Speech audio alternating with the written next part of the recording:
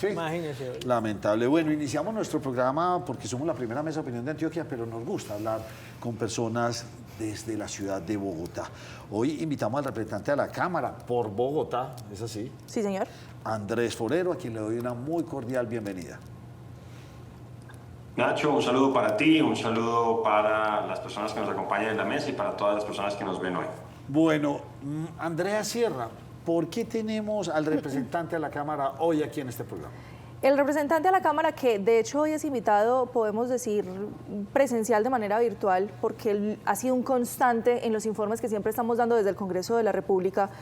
Lo invitamos para hablar con él del país. El representante se ha mostrado siempre y de manera muy contundente preocupado por hacia dónde va el país, liderado por el presidente Gustavo Petro, y fue quien encabezó al fin y al cabo ese derecho de réplica que en su momento tuvo el Centro Democrático para responder a eso, no sabemos si alocución o en términos técnicos qué será, pero a ese Consejo de Ministros, fatídico Consejo de Ministros que vivimos la semana anterior.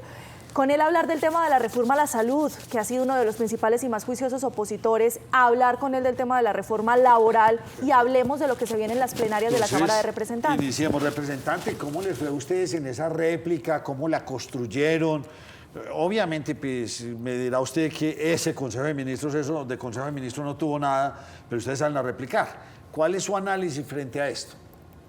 Nacho, pues como decía Andrea, es difícil catalogar, es difícil definir qué fue lo que vimos ese pasado martes. De hecho, una persona que incluso la catalogó como una misa negra, donde básicamente el presidente vaciaba de contenido, destruía algunos de los elementos sacrales de nuestra república, de nuestra democracia.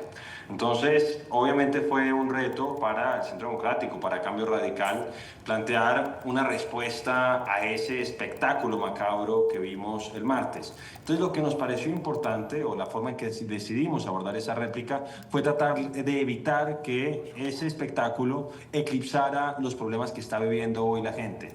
Que no nos olvidáramos lo que está sucediendo en el Catatumbo, lo que está sucediendo en Chocó, lo que está sucediendo en materia de salud, lo que está sucediendo en materia energética. Entonces, por eso, fueron 10 minutos. Entendemos que obviamente hay que hacer las cosas en este mundo digitalizado y que donde estamos constantemente bombardeados por información, tratar de hacer las cosas lo más concretas posible. Fueron 10 minutos, de los cuales más o menos 6 fueron ocupados por testimonios de personas, testimonios de colombianos, pacientes, taxistas, tenderos, personas que han sido desplazadas en el Catatumbo, etcétera, etcétera, para que no se nos olvide a los colombianos realmente cuáles son los problemas que están viviendo y de tal manera de exigirle al gobierno que se haga cargo de esos problemas, porque vimos al presidente de la República hablar continuamente de Gabriel García Márquez, de 100 años de soledad, de sancochos, de burdeles, etcétera, etcétera, pero no se refirió, por ejemplo, al Catatumbo. Vimos que se refirió solamente a Guillermo Alfonso Jaramillo, ministro de Salud,